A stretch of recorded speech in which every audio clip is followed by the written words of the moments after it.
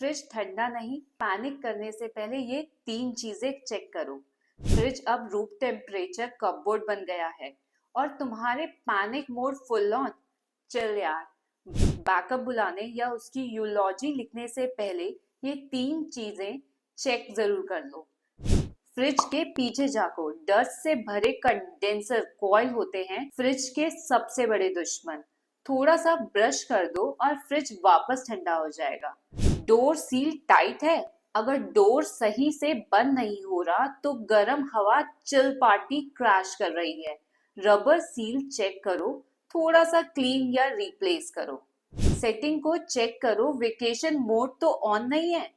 कभी कभी सेटिंग गड़बड़ हो जाती है और फ्रिज चिल मोड छोड़ के वेकेशन पे चला जाता है। नॉर्मल कूलिंग मोड पे ले आओ। पहले ये ट्राई करो, फ्रिज भी बचेगा, आइसक्रीम भी और तुम्हारा मूड भी। Follow cleanse more for more such tips.